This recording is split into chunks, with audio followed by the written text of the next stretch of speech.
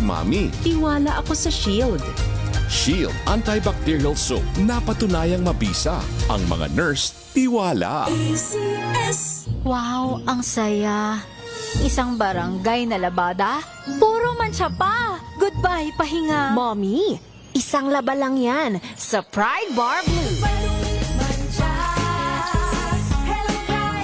May powerful stain-away enzymes na malupit sa dungit mancha. At di masakit sa kamay. Isang laba lang yan. Hello, pahinga. Hello, Pride Bar Blue. ACS.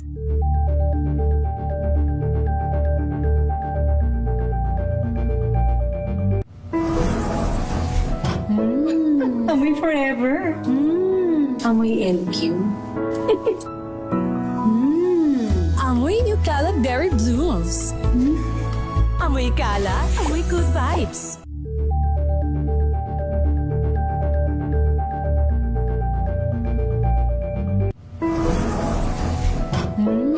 Amoy forever.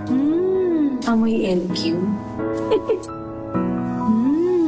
Amoy New Cala Berry Blooms. Amoy kala, amoy good vibes. Sa lahat ng bagay, simula pa lang, siguraduhin max protection na. Kasi pag kulang ang proteksyon, baka madaling masira. Sa ngipin, dapat may max protection din. Max sa alaga ng Unique Toothpaste. With Max Protect Formula, help stop cavities before they start, while keeping breath fresh. Try Unique Maximum Fluoride Protection. Para max alaga, max protektado. ACS. Amoy forever. Amoy LQ. Amoy New Cala Berry Blooms. Amoy kala, amoy good vibes.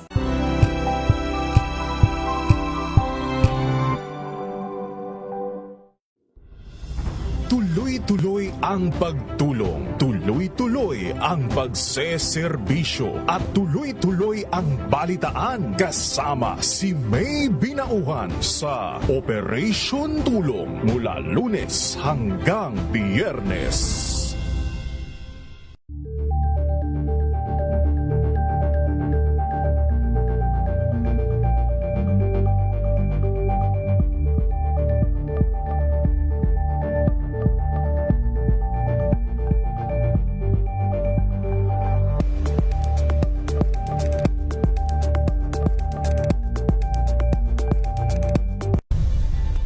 Nagsimula sa pangarap hanggang sa maabot ang tagumpay.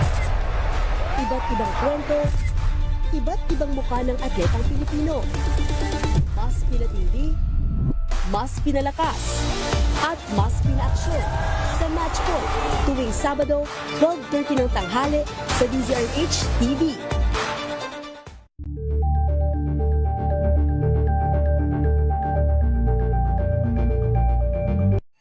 Mga balitang gigising sa inyong umaga. Mga balitang kailangan mong malaman. Mapapakinggan sa ACS Balita sa 2x2. Kasama sina Anthony Taberna at Jerry Baha. Lunes hanggang Biyernes.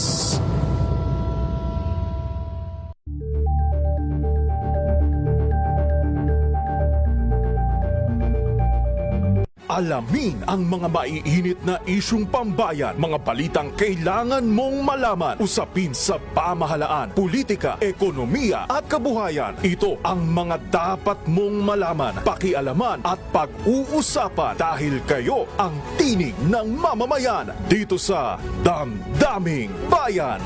Live sa DZRH Radio, DZRH TV at DZRH Digital. Kasama sina Lakay, Deo Macalma at Elaine Apit. Araw-araw, Lunes hanggang Biyernes. Damdaming Bayan.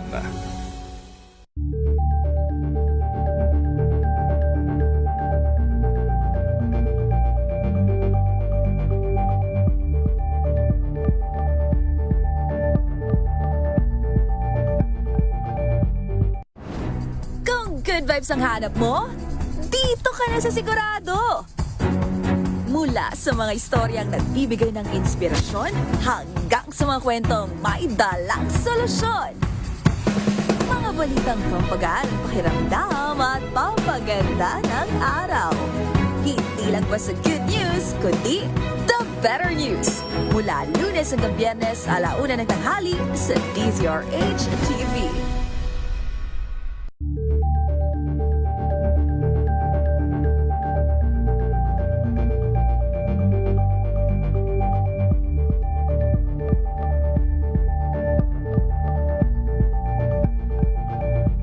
Curious ka ba sa maraming bagay? Kami na ang bahala dyan. Aalamin, tutuklasin at bibigyang linaw namin ang mga katanungang bumabagabag sa inyong isipan. Sa programa kung saan ang bawat sagot ay galing lamang sa mga eksperto. Ang Expert's Opinion, tuwing linggo 3:00 ng hapon, dito lang sa DZRH TV.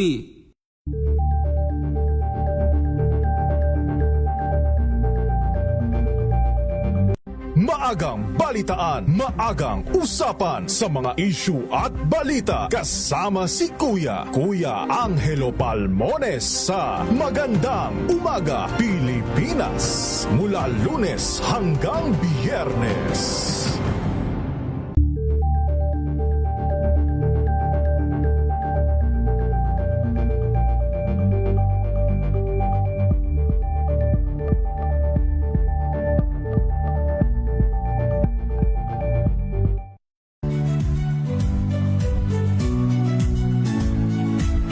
Magandang araw mga kaibigan. Ito po ang inyong balerina ng bayan, si Lisa Makuha Elizalde, na nag-aanyaya sa inyong samahan kami at ang aming mga espesyal na panauhin para sa kalahating oras ng masayang kwentuhan sa aming programang Art to Art, kung saan ang usapang sining at kultura ay para sa lahat. Huwag kaliligtaan, tuwing linggo, 3:30 ng hapon, dito lamang sa DZRH Radio, DZRH TV, at via online streaming.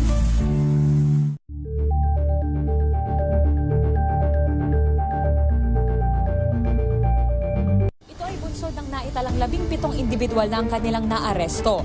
Metro Manila Development Authority o MMDA ang No Contact Apprehension Policy o NCAP sa Metro Manila. Sa ang ilang mga dokumento ay peke. Hindi rin legal ang employment na ipinangako sa kanila. 10 minuto na ho makalipas ang 5:00. Makinig ng mga balita at maaanghang na kuro-kuro sa radyo. Sa tamang balita, tama sa bayan. Tambayan with Raymond Danpaas at Romel Fuertes sa paghahatid ng tamang balita at talakayan sa Tambayan.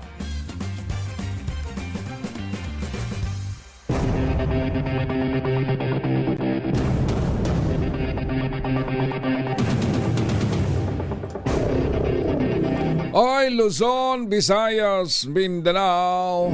Kasama siyempre yung ating mga kababayan saan mang dako ng ating mundo. Isang mapagpalang araw ng Sabado, February 7. Ayan na, ang bilis oh. Oy, sakto pala, 4 na linggo ang Pebrero. 28 ang last Saturday at last day din ng buwan ng Pebrero. Kami ang inyong mga kasama ngayon. Ako ho si Raymond Danpaas. At ito ang inyong lingkod, si Romel Fuertes. Para sa DZRH, una sa Pilipinas. Una sa Pilipino.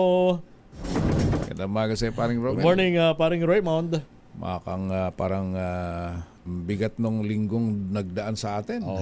Lalong-lalo na yung mga balitang, ewan ko kung ito ba yung talaga yung uunahin nating atupagin kaysa yung ang sabi ng PSA may git 2 milyon Pinoy ang walang trabaho. Oy, teka muna, parang Raymond, take note ha. Ang term na ginamit, bahagyang nadagdagan pa. Ayun, syempre medyo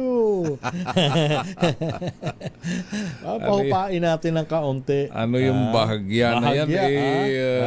Yung bahagya na yan sa isang tao na walang trabaho, isang pamilya ang naka para hindi raw gaanong matindi ang impact Nako. Impacto.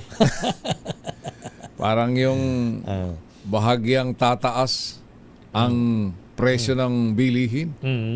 Bahagyang tataas ang presyo ng gasolina at crudo. Yung mga ganun din yun. Ganun din yun eh. Kaysa bahagya, At kaysa sa story, tumaas. marami pa rin walang trabaho. Yun. Huwag na natin paligoy-ligoy. Harapin natin kung ano ang totoo. Yan Diba? ang minsan yan ang totoo eh. Ano gagawin natin? Yun ang pinaka sa lahat, no? Hindi yung huwag na tayo magpanggap. Yan. Ang problema pa rin, Romel, sa panahon na ito, ang daming nagpapanggap. Kaya nga. Ang daming nagpapanggap na sila daw ay makabayan. Pero ang kanilang pinagtatanggol, yung bansa na umaapi sa kanilang mga kababayan. Ayun. Di ba? Ang daming ganyan. Kaya usong-uso ngayon yung mga ganyan. Kaya huwag ko tayong pabudol sa mga ganitong klase. Kulang na lang, parang Raymond, formal nilang i-anunsyo na kaming pinaninindigan na itong WPS na ito ay hindi sa Pilipinas. Oo. Di ba? Yan ang sinasabi nila. Hayaan nyo na yan. Parang yung nagsasalita nung nakaraan administrasyon na. Ano ang sabi? That is just number one. Is just yung UN decision daw sa West Philippines, yung UNCLOS decision pabor sa atin. Just a sheet of paper. Sabi. That is just a piece of paper. Papel lang yan. Ilagay mo lang dyan sa basurahan. Ganun na. Tapos, sumunod, yung narrative nila is, tubig lang yan. Bigyan na natin sa kanila yan. Kanila na yan. Anyway, tayo napapaligiran ng karagatan. Dami nating tubig. Kung gusto nila tubig, bigay na. Diyos ko po. Ewan ko pero minsan... Short of saying, parang Raymond, tubig lang yan. Maya mo yung mga kababayan natin na dyan yan lang ang source na kanila kinabubuhay. Yung mga mangingisda. Ganun eh. Tapos pagdating sa palengke, magrereklamo kayo kung bakit gaano kamahal ang presyo ng isda. Yung isda na binibili natin galing dagat, galing dyan sa West Philippine Sea. Pero hindi raw nila pinagtatanggol naman ng China. Sabi nila. Hindi in fairness, gaya nung, di ba, nag-privilege speech si Congressman Marcelino Libanan sa Kamara. Hindi siya tinigilan ni Congressman Rufus Rodriguez. Binakbakan siya ng Binakbakan siya ng gusto. Sa Senado, nagsalita merong Senate Resolution 256. Ito yung pirmado ng 15 senador na kumukondina doon sa agresibong aksyon ng Chinese Embassy sa Pilipinas. Na lahat na lang ng salita nila, inuupakan ng Chinese Embassy. Yung kanilang mga tagapagsalita dito. Number 1, kay Commodore J. Tariela, yung mga senador natin. Yan. Kaya nasasaktan sila. Nasasaktan. At talagang kung titignan mo talagang undiplomatic na Hindi yun ang trabaho ng isang diplomatic mission sa isang bansa. Kumbaga direkta, confrontational ang dating. Kaya nagkaroon ng Senate Resolution 256. Hanggang ngayon hindi pa naaprobahan dahil ang daming mga tumututol. Sabihin na lang natin. Ang daming tumututol. 15 yung pumirma. Sa 24 senators, so ilan pa yung hindi pumirma? Siyam. At sa haba-haba ng interpellation ni Senador Rodante Marcoleta at kay Senator Kiko Pangilinan na sponsor, ayun, nauuwi sa kung saan. Meron kaya nga nung huli, nagsalita na rin si Senate President Tito Soto Kasi yung huling part kasi ng interpellation ni Senador Marcoleta,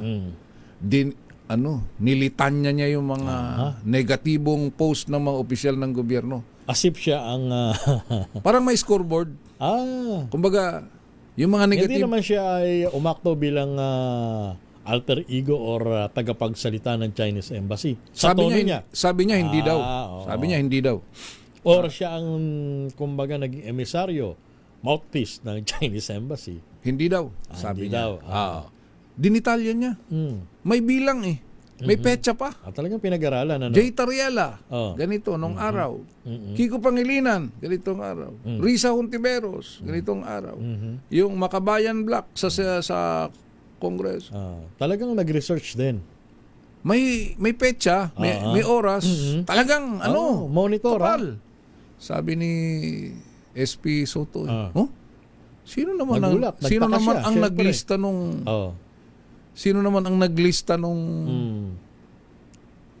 yung bang parang every post sa social media nalista. Di ba yun ang ginagawa ng Chinese Embassy? Binibilang nila Bilang nila yun. Talagang minomonitor nila. Minomonitor nila. Pero sabi in fairness kay Senator Rodante Marcoleta, sabi niya, hindi daw siya umaakto pabor sa China. Yan. Pero ang taong bayan nilang magusga. Basta, ang malinaw, sabi ko nga, siyam na hindi pumirma doon sa resolution na ito. Hanggang ngayon, hindi pa na-aprobahan. Yung, ano bang ibig sabihin nun? Simple lang naman, na ibig sabihin, ipinaparating lang ng Senado yung kanilang pagkadismaya doon sa ginagawa na inaasal nitong ng Chinese diplomat dito sa Pilipinas. Yun lang. Tutol yung iba. Sino yung mga hindi pumirma? Senate Minority Leader Alan Peter Cayetano. Yan yung mga nasasaktan sa resolution. Hindi ba parang ganun Yan, Senador Rodante Marcoleta. Unang-una. Na nasa screen ngayon. Senador Robin Padilla. Ito yung nagsabi na bakit naman daw kasi ginawan ni Tariela ng caricature si Xi Jinping. So nasaktan siya. Dinamdam niya. Ayaw. Masama ang kanyang loob. Ang iba pang hindi pumirma, Senador Amy Marcos. Bakit kasi tayo nang aaway? Yan naman ang linyada. Iba naman. Ba't naman kasi tayo nang aaway? Senador Bongo.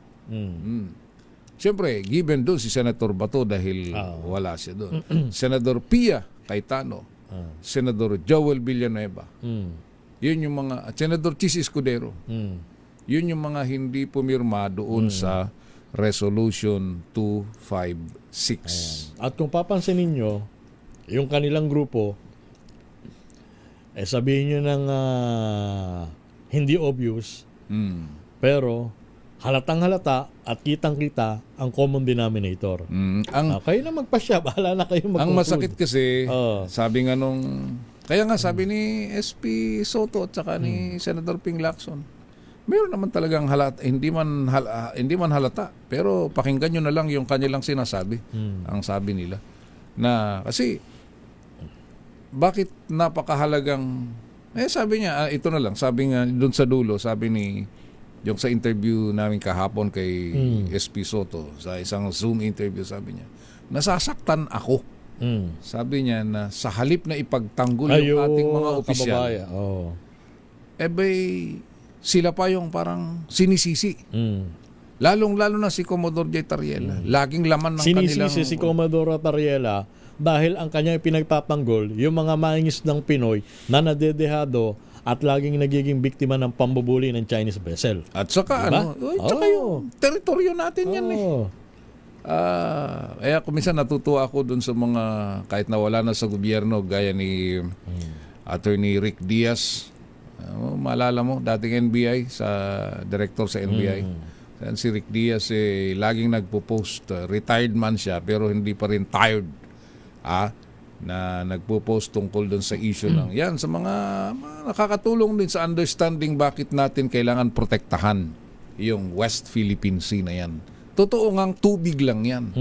Totoo maliliit na isla lang yan pero napakahalaga. Lalong-lalo, tignan nyo, meron na namang natuklasang napakayaman na deposito ng natural gas. Malapit nang maubos yung laman ng Malampaya. Ito yung kanilang sinusunod. Dahil yan yung pinakita ni Presidente. Yan yung video niya nung nakaraan, di ba? Nakita nila yung isa na namang napakagandang deposit ng natural gas. Yun ang bubuhay sa atin. Kung kinuha nila yan, kaya sila napaka-aggressive na kukuhanin yan dahil sila mismo alam nila kung ano ang laman ng lugar na yan. Di lang yung pangkabuhayan natin sa isda, pero pati yung laman sa ilalim ng dagat, ay napakahalaga. Ayan. Tatandaan nyo. Sana nga lang sabi ko, alam mo yun, parang Romel nag-iisip na lang. Kami kung nag-uusap, marami naman tayong mga iba din na nakakausap kahit paano. Yung bang, sana din lang na darating ang pagkakataon na yung ating mga kababayan ay matauhan. Huwag ko kayong pabubudol sa mga nababasa at nakikita nyo sa social media. Dahil dyan sila malakas. Meron hong international study na inilabas, no? Na kung gaano ka-agresibo ang China. Hindi lang sa Pilipinas. Worldwide, paring Romel. Pinasok lahat nila. Kung sa Pilipinas nagtanim ng isang tao nila para maging mayor, para maging negosyante yung isa na kinancel yung na naging imbestigahan sa Senado, yung nagmina sa Palawan, merong negosyo sa kung saan-saan, tapos naging auxiliary coast guard pa. Yung mga yun talagang mga ganon, hindi lang yan kahit sa mga mayayamang bansa sa Amerika, sa Germany, sa UK. Ang kaibahan lang, paring Raymond, yung ibang bansa na pumapalag talaga sa China, bakit hindi sila makampi-kampi katulad ng ginagawa sa atin? Kasi yung mga leader nila, solido. Tsaka meron ng pundasyon. May matigas ng paninindigan. Ayaw namin sa iyo. Kita mo, China ang lately. Ito ba Chinese ang may-ari ng TikTok, yung ByteDance. Totoo naman yan, kaya nga yung mga anak ko hindi ko ini-encourage na mag-TikTok. Ano yan part ng kanilang propaganda. Phishing expedition yan Lahat ng impormasyon na nakuha nila sa TikTok, na-incorporate sa system nila yan Ito, last kailan ba yun? Noong linggo, nagkaroon kami ng yung ibang mga kaibigan diyan kasama natin sa Senado. Nagpunta kami ng Tagaytay dahil gustong lumanghap ng malamig na simoy ng hangin sa Tagaytay. Nagkataon na nandun si dating Senator Francis Tolentino. May kinukwento siya na doon sa China nag-aaway-away yung mga opisyal ng Communist Party ng Chinese, yung CCP nila. Yung central kay Xi Jinping, di ba? Tinanggal niya yung pinakamataas na opisyal ng PLA, ng People's Liberation Army, si General Xiang. Tinanggal niya. Pati yung deputy niya, 2 silang tinanggal na sa pagkakaalam nila baka nga ikinulong ngayon. So merong power struggle sa China ngayon. Bakit niya tinanggal sila General Xiang? Dahil malapit na daw matapos ang termino ni Xi Jinping sa 2027. Ang timeline niya ay dapat bago mag-2027, nasakop na nila ang Taiwan. Ayun. So, parang binigyan niya ng ultimatum. Yung kanyang hukbo na on or before 2027, bago ako bumaba sa pwesto, dapat atin na ang Taiwan. Ang sabi ni General Xiang, basahin nyo, nasa yan, nakikita nyo naman kahit yung mga magaling mag-internet, makikita nyo. Power struggle in China, makikita nyo nangyayari ngayon doon. Si General Xiang, bilang isang trained na sundalo, at saka kilala daw ito sa iba-ibang bansa.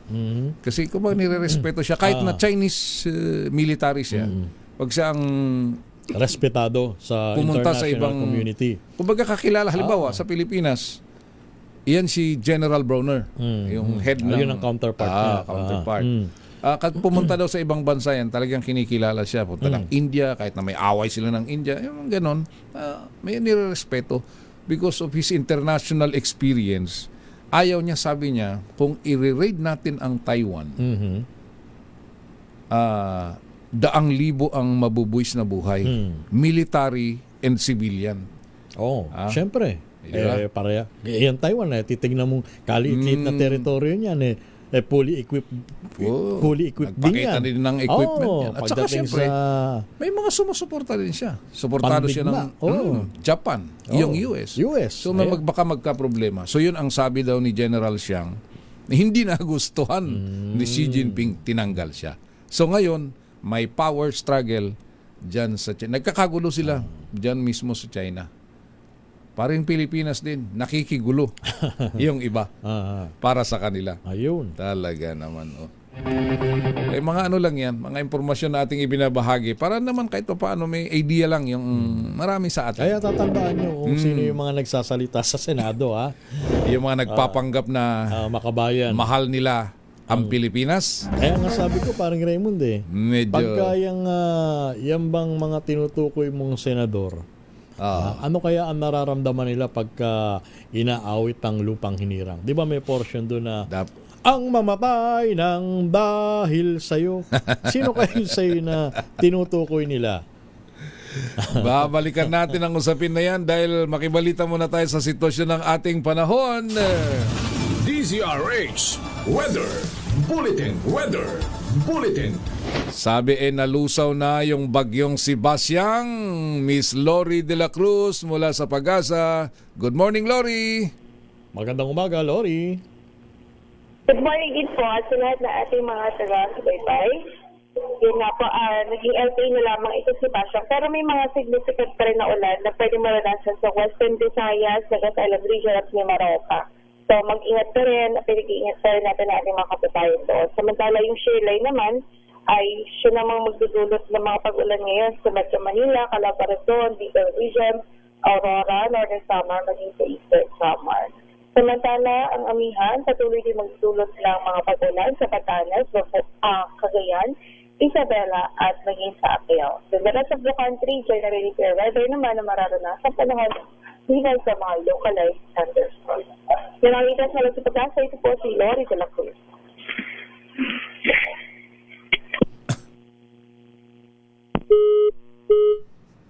Nako, naputo lang linya ni Lori de la Cruz ng Pag-asa. Parang Raymond. Oo nga. Anyway, ang maganda lang doon is yung lusaw na yung yung bagyo. Bagyong Basyang nalusaw na yun habang ito ay nandyan sa bahagi ng Negros area. Yan ang good news. At bumaba na yung wala na kaya lang siyempre mayroon pa rin mga pag-ulan yan. Alam mo naman kahit na wala na yung bagyo, yung buntot, mayroon pa rin mga area dyan na inuulan. Ingat-ingat pa rin. At saka yung record natin, 8 yung namatay na, paring Romil. Ang saklap nun. Yan sa buwan pa lang ng yan Nasa Pebrero pa lang tayo. Matindi na ang bagyo Oo, nagre-record na tayong ganyan. Normally wala tayong nararamdaman na ganyan dati. Yun yan dapat itanong ko kay kay Lori. Normal ba na sa panahon may bagyo. Ganitong panahon bagyo samantalang papasok pa lang tayo sa summer? Kaya di ba? Kung ito malupit kaya tinitingnan ko nga yung tubig kanina sa Iligan City, sabi ko nakakalungkot tingnan kasi yung kulay na yun ng tubig na kulay brown. Indikasyon na galing yun sa Kinalbong Bundok. Ayun. Sa Cagayan de Oro, ganun din. Di ba? Well, sabagay sa area na yan, ang lupit kasi dyan. Hindi normal. Tignan mo yung kulay ng tubig. Manilaw-nilaw na brown or what. Na iba. At sa tuwing tayo ay binabaha, ay alam nyo na, bumabalik yung bangungot natin sa flood control. Scandal. Hanggang ngayon. Naku, hindi po yan mawawala sa isipan natin mga kababayan. Imagine ninyo na kung ganyan ang nararanasan natin sa buwan ng Pebrero, ano pa kaya yung sa panahon ng yung talagang panahon ng bagyo. Pagbagyuhan yung panahon ng habagat. Nako po. Sana naman hanggang dyan na lang sa mga ganyan. Ingat-ingat ho sa ating mga kababayan dyan pa rin sa Visayas at Mindanao. 5:31 ng umaga. Tamang balita at talakayan sa Tambayan. Ang oras.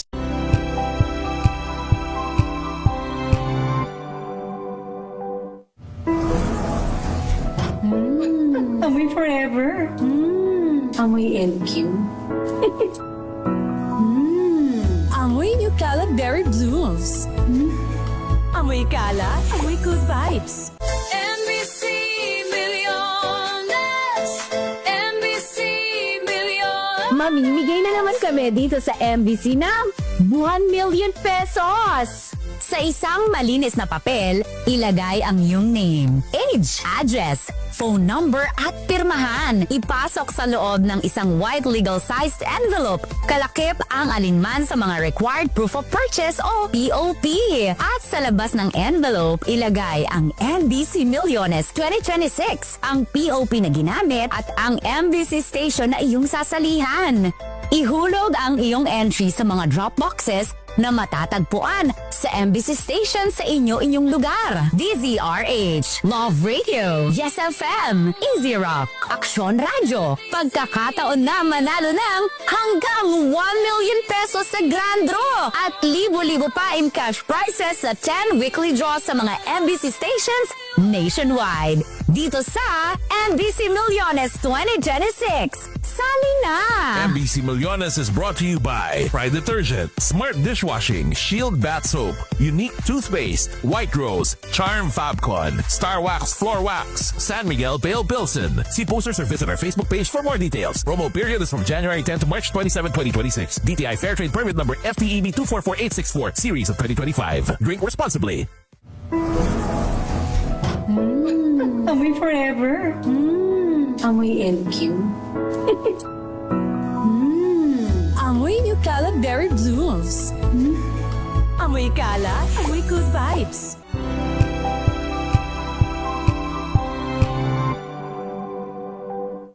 Maulan man, no worries na amoy kulog ang damit. Charm Fabcon, bangong kumaka-bloom. Tanggal amoy kulog sa bango ng charm. Kaya gamit ko, Charm Fabcon with Bloom Fresh technology. Kills 99.9% of kulob-causing bacteria. May aroma burst pa of thousands of flowers and berries. Ang sampay sa loob, no amoy kulob. Bangong kumaka-bloom. Bangong kumaka-bloom sa charm. Charm Fabcon. ACS.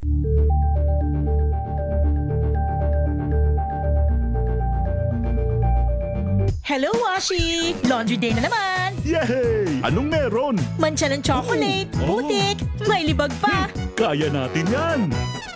With Pride Washing Machine Detergent, may triple stain-away formula. Tanggal ang makapit, madikit, at malupit na dumit mancha. Kaya easy-easy ang labada. Mula noon hanggang ngayon! All you need is pride. All you need is pride. ACS.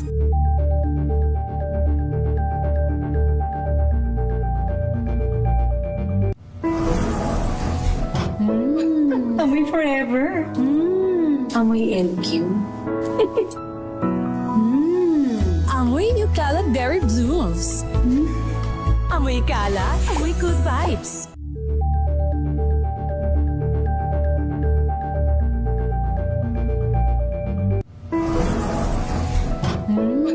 Amoy forever. Amoy LQ. Amoy New Caleb Berry Blues. Amoy kalat, amoy good vibes.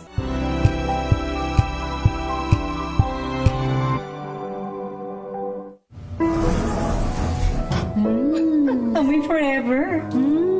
Amoy LQ. Amoy New Caleb Berry Blues. Amoy kalat, amoy good vibes.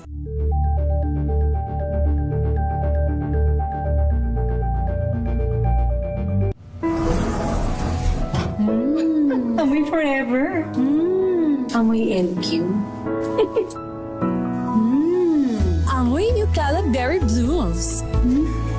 Amoy kalat, amoy good vibes.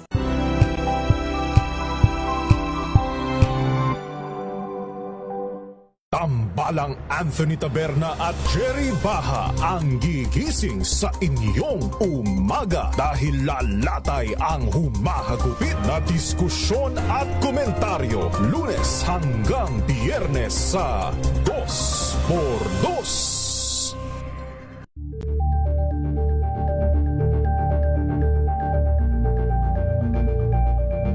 This Saturday on Scene Zone, hashtag World Class Theater Experience mula sa Broadway classic Les Miserables World Tour Spectacular.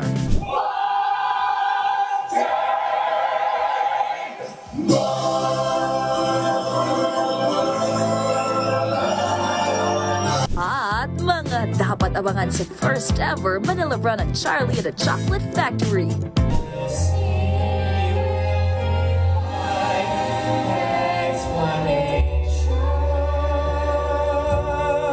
Alas 12 ng tanghali, dito lang sa DZRH TV.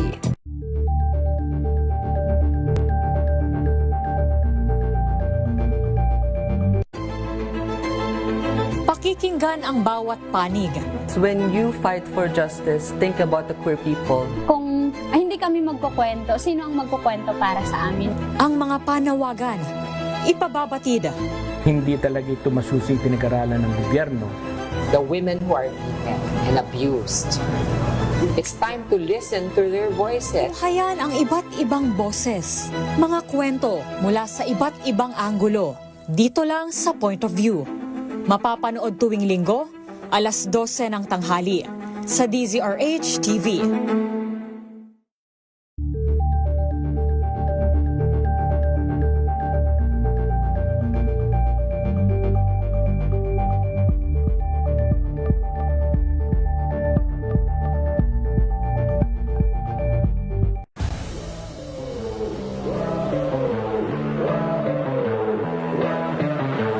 Champion tayo this year. Pero after natin, the day niyan, after nun, di ba, competition, kinabukasan din na tayo champion. Ito yung pinakamagandang thing po ng ANU po is yung pressure po. Kumbaga, ginagawa naming privilege po. Laging sinasabi ng coaches, di na kayo champion after ng competition. So, ang nangyayari po, parang dahil nga focus kami sa team. Balik ho tayo sa ating balitaan. 5:38 na ho ng umaga. Tamang balita at talakayan sa Tambayan. Tuloy pa rin ang administrative investigation ng National Police Commission laban kay Police Senior Master Sergeant John Bolinido. Mister ang pinasalang na Lady Cup na si Senior Master Sergeant Diane Marie Bolinido at sa kanyang anak. Ayon kay Quezon City Police District Director Brigadier General Randy Glenn Silvio, binawi na ng pamilya ng biktima ang inihain lang kasong robbery with homicide laban kay John Bolinido. Ngunit paglilinaw ni Napolcom Executive Officer Rafael Calinisan, hindi ito makaka-apekto sa ginagawang administrative investigation ng PNP at pag-aayin ng hiwalay na kasong kriminal batay sa ibang mga ahensya. Gate ni Kalinisan, kailangan pa rin suriin ng Napolcom ang fitness ni John bilang isang pulis kasunod ng pagkakapaslang sa kanyang mag-ina. Samantala, dumepensa naman ang legal counsel nito na si Cristobal Remando at iginiit na ang umano'y kawalan ng remorse baka niyang kliyente ay hindi maaaring gawing ebidensya para masabing siya ay guilty sa karumal-dumal na krimen. Hihigpitan ng National Police Commission o NAPOLCOM ang recruitment process ng mga bagong polis matapos mapansin na karamihan sa mga kasong administratibo ay kinasasangkutan ng mga batang polis. Ayon kay NAPOLCOM Vice Chairman Rafael Calinisan, good majority ng mahigit na 4,000 backlog cases na kanilang tinutukan ay sangkot sa mga bagong polis. Sabi ni Calinisan, magpapatupad rin sila ng reforma na tututok sa dalawang aspeto, kabilang ang pagpapalakas ng legal education sa criminology schools at mas mahigpit na neuropsychiatric examination. Paliwanag ni Calinisan, marami sa mga pulis ang kulang sa kaalaman sa batas, lalo na sa mga patakaran tulad ng warrantless arrest. Kasama rin sa plano ang pakikipag-ugnayan sa psychiatric groups at posibleng pagdadagdag ng mga psychiatrist para sa mas masusing screening at background checks. Git ni Calinisan, hindi mababawasan ang recruits, ngunit sisiguruhin nilang tamang tao ang makapapasok sa serbisyo. Sisimulan na ng Commission on Elections ang pag-imprenta ng mga balota para sa special election sa ikalawang distrito ng Antipolo City, makasado sa March 14. Ayon kay COMELEC Chairman George Erwin Garcia, kayang-kayang tapusin ang ballot printing sa loob lamang ng 2 araw. Pagkatapos ng pag-imprenta ay isa sa ilalim naman sa verification ang mga balota para masiguro na maayos at malinis sa mga dokumento. Git ni Garcia, target ng COMELEC na matapos ang buong proseso sa loob ng 5 araw o hanggang sa 1 linggo. Batay sa tala ng poll body, nasa 300,000 mga botante sa ikalawang distrito ng Antipolo, kabilang na ang mga nakakulong na nakapagrehistro at papayagang makaboto. Ang naturang special election ay isasagawa para mapunan ang nabakanting posisyon ng yumaong si Antipolo City 2nd District Representative Romeo Acop. Inilunsad ng Climate Change Commission ang Kawayan, Kabalikat ng Klima at Komunidad Campaign. Layo ng kampanya na isulong ang pagtatanim at pagpapaunlad ng kawayan bilang isang nature-based solution laban sa climate change. Target din itong imulat ang publiko sa mahalagang papel ng kawayan sa pagbubukas ng mga oportunidad pang-ekonomiya para sa mga lokal na komunidad. Sa pamamagitan din ng nasabing kampanya, inaasahang mas magiging matatag ang mga Pilipino sa harap ng mga sakuna habang nagkakaroon ng mapagkakakitaan mula sa likas na yaman ng bansa. Dapat kasama nyo dito si Congressman Angelo Palmones, na laging sumisigaw ng magtanim ng kawayan para sa kinabukasan. Ayan. Totoo naman kasi napansin na natin ito, paring Romel, na yung mga ibang lugar na makawayan dati wala na, pinabayaan na. Ayan. Wala nang nagka-interest sa kawayan pero napakagandang ito. Ang isa pang magandang modelo itanim. or ehemplo ng programa na yan, alam mo kung ano? Diyan sa ika-6 na distrito ng Bulacan. Ayun. Kay Congressman Ador Plato. Ayan. Narinig natin na meron silang inilunsad na pagtatanim. Diyan sa may bayan ng Angat. Oo.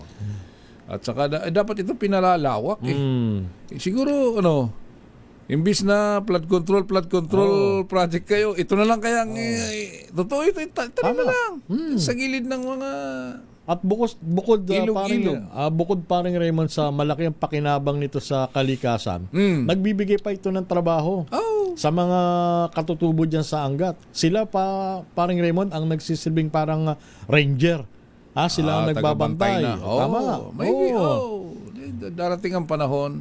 Talagang, at saka, naku po, tuwing umuwi nga ako sa amin, sabi ko sa paring Romel, sumasalubong lagi yung nandun yung upuan na gawa sa kawayan. Ayun, napaka-presko. Na may 30 taon na akong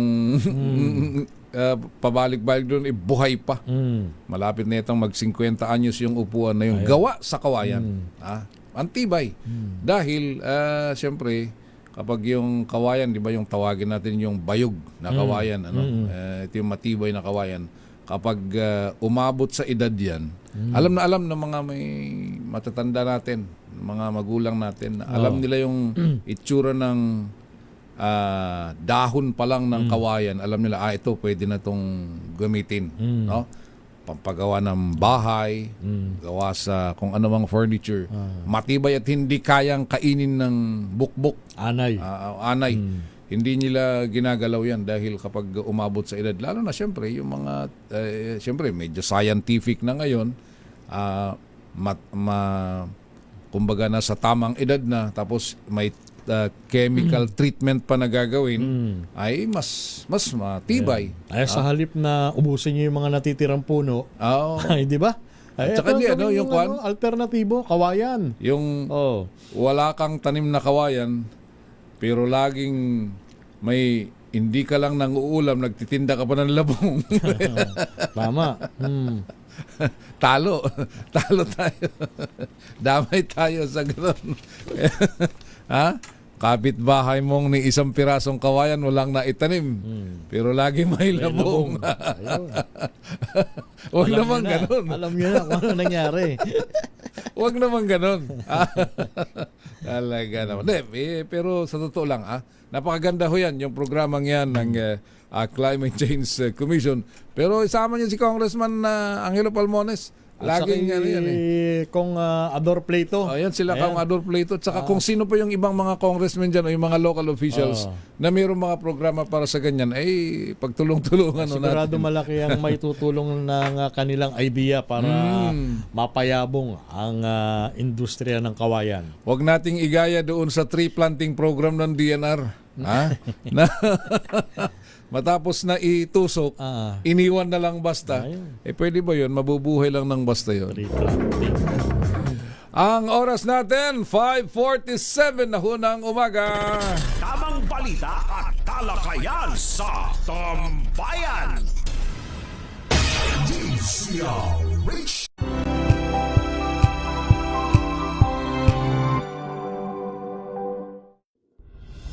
Tuloy-tuloy ang pagtulong, tuloy-tuloy ang pagseserbisyo, at tuloy-tuloy ang balitaan kasama si May Binauhan sa Operation Tulong mula Lunes hanggang Biyernes.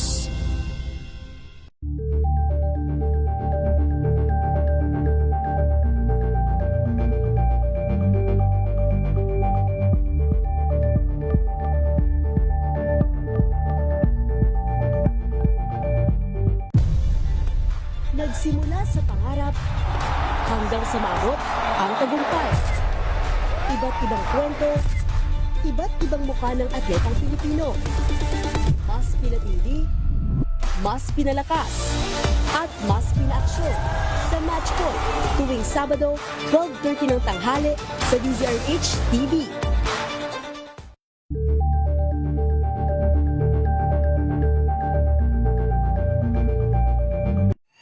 Mga balitang gigising sa inyong umaga. Mga balitang kailangan mong malaman. Mapapakinggan sa ACS Balita sa 2x2. Kasama sina Anthony Taberna at Jerry Baha. Lunes hanggang Biyernes.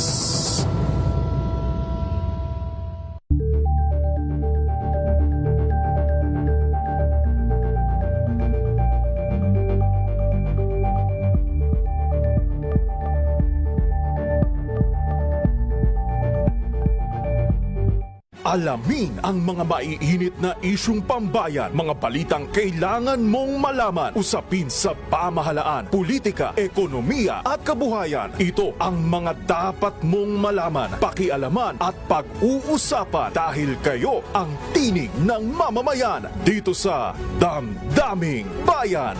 Live sa DZRH Radio, DZRH TV at DZRH Digital. Kasama sina Lakay, Deo Makalma at Elaine Apit. Araw-araw, Lunes hanggang Biyernes. Damdaming Bayan.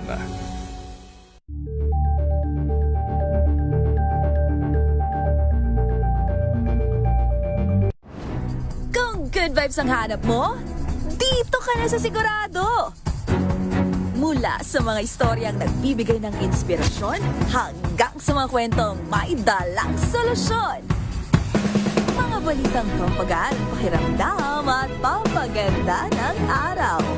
Hindi lang ba sa good news, kundi the better news. Mula Lunes hanggang Biyernes, 1:00 ng tanghali sa DZRH TV.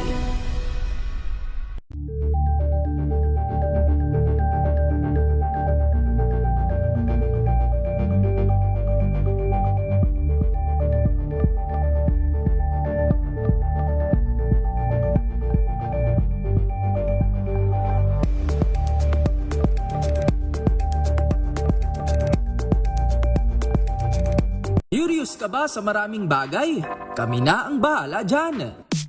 Aalamin, tutuklasin at bibigyang linaw namin ang mga katanungang bumabagabag sa inyong isipan. Sa programa kung saan ang bawat sagot ay galing lamang sa mga eksperto.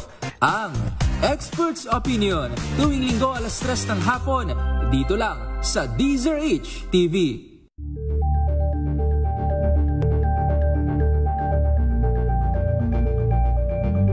Maagang balitaan, maagang usapan sa mga isyu. Minuto bago umaga 5. Tamang balita at talakayan sa Tambayan.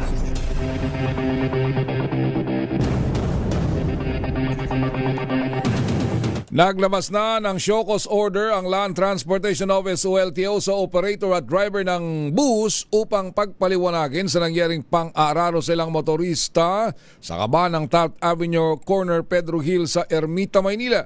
Sa paunang investigasyon, nawalan umano ng kontrol ang bus at bumangga sa 5 motorsiklo, 3 multi-purpose vehicles at isang van kung saan 9 na individual ang sugatan dahil sa aksidente. Iniimbestigahan na ng LTO ang insidente habang suspendido sa loob ng 9 araw ang lisensya ng driver na naharap sa kasong reckless driving at improper person to operate a motor vehicle. Nasamsam naman ng mga otoridad ng nasa 30.27 million pesos na halaga ng ininalang shabu na nakasilid sa 82 abandonadong mga inbound na parcel sa Central Mail Exchange Center sa Pasay City. Ayon sa Philippine National Police Aviation Security Group, unang natuklasan ng mga otoridad ang 42 parcels na naglalaman ng mahigit 10,000 gramo ng suspected kush matapos sumalang sa screening, K9 paneling at manual inspection ng mga tauhan ng customs. Sinundan ito ng pagkakatuklas sa 40 iba pang parcels na may laman ng mga abot sa 9,900 gramo rin ng marijuana kush. Lumabas ang record na regular na tura mga parcels sa ilang United States based shippers at nakdakdasan ay padala sa pagkakaibang address sa Cavite, Laguna at iba pang lugar sa bansa. Sa ngayon ay turn over na ang kontrabando sa PIDEA para sa kaukulang disposisyon. Sugatan ang kahera ng Maguindanao Electric Cooperative o Magelco matapos itong pagbabarilin sa Datu, Udin, Sinsuat, Maguindanao del Norte.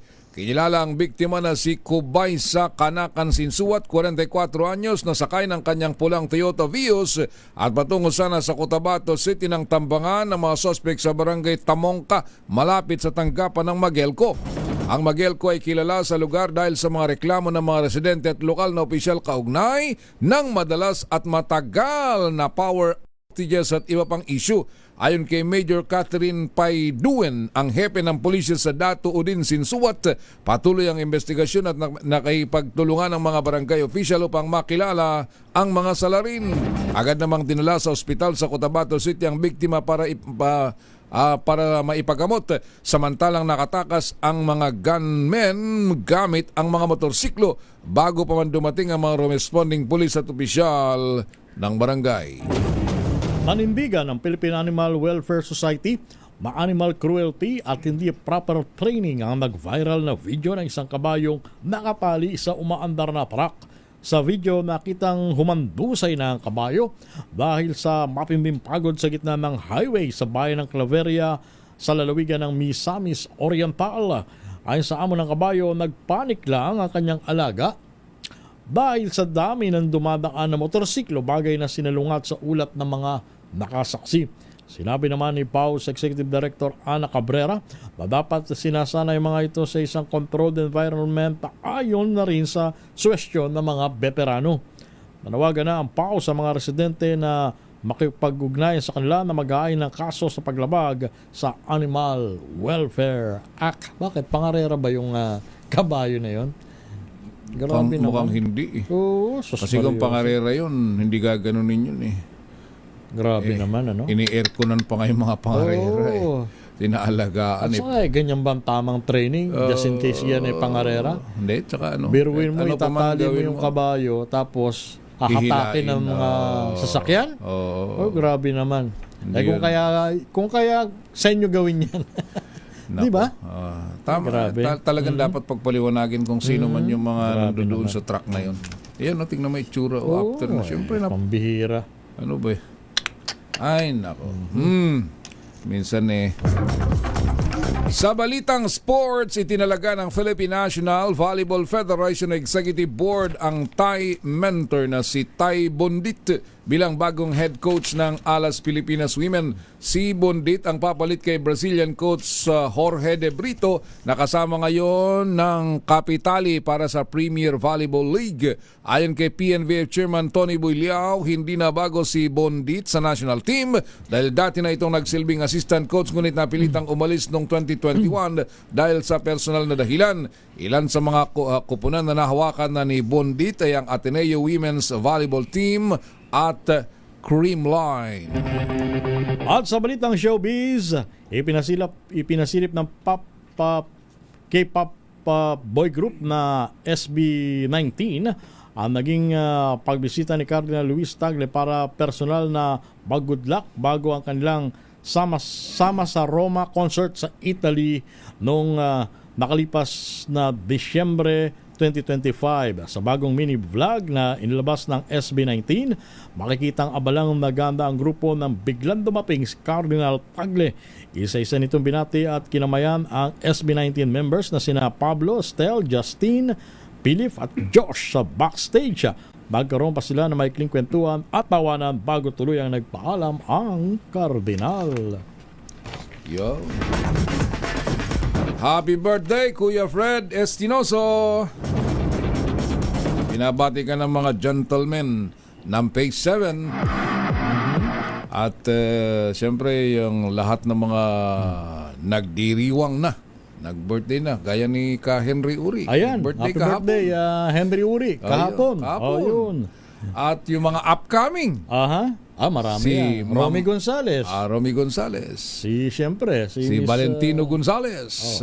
Siyempre, si Miss Malu. Si Malu Cabral. Doña Malu Cabral. Ayan. Na lupit. Nag-aanda na. Retired General Sammy Pagdilaw. Okay lang ba si General Sam? 17 yata si ano eh. O si ano, Boss Ray Nadar.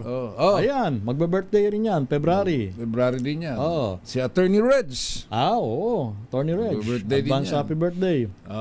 Pero si Ma'am Malu, hindi tayo mawawalan dyan. Si Strawberry Lopez.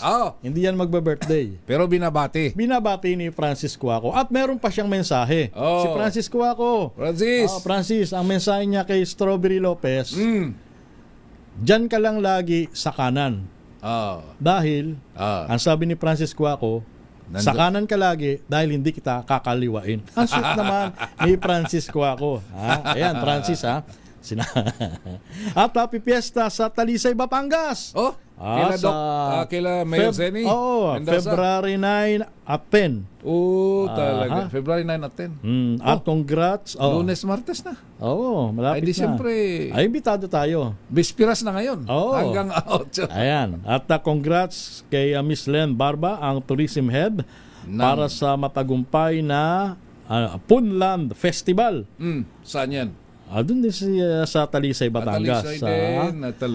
Gayun din kina Mayor Nestor Napanawan at Municipal Administrator Alfred Ansiado. At ngayong alas 6 ng umaga, mag-uumpisa naman ang taunang Karakol Festival sa Talisay. Ayan. Talaga naman. Ang mensahe, ang mensahe at pagbati mula kay Councilor Lawrence Pesigan, ang dating chairman ng Tourism Committee, na nagsulong na sila ay magkaroon ng Punland Festival. Ayan. Congratulations sa mga taga Talisay, Batangas. Mayor Zeni, magandang umaga din ho dyan sa Talisay, Batangas. At sa lahat ng mga may mga kaganapan sa araw na ito, kami ay kaisa ho ninyo. At yan ang kabalang ating mga balita ngayong umaga ho ng Sabado. Kami ang inyong tagapagbalita. Ako si Raymond Advaz. At ito ang inyong lingkod, si Romel Fuertes. Para sa DCRH, una sa Pilipinas. Una sa Pilipino. Susunod ang advokasya nila Kuya Bong Ariola at ni Tina Nolasco. Alas 6 na ng umaga. Tamang balita at talakayan sa Tambayan. This time check is...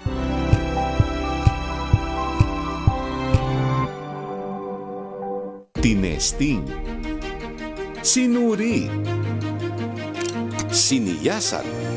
Ang resulta? Super effective ang Shield sa pagpatay ng bakterya at virus. Shield Antibacterial Soap. Believe ang mga eksperto sa Philippine Nurses Association. At si Mami. Tiwala ako sa Shield. Shield Antibacterial Soap. Napatunayang mabisa. Ang mga nurse, tiwala. ACS. Ang galing-galing mo. Smart dishwashing base.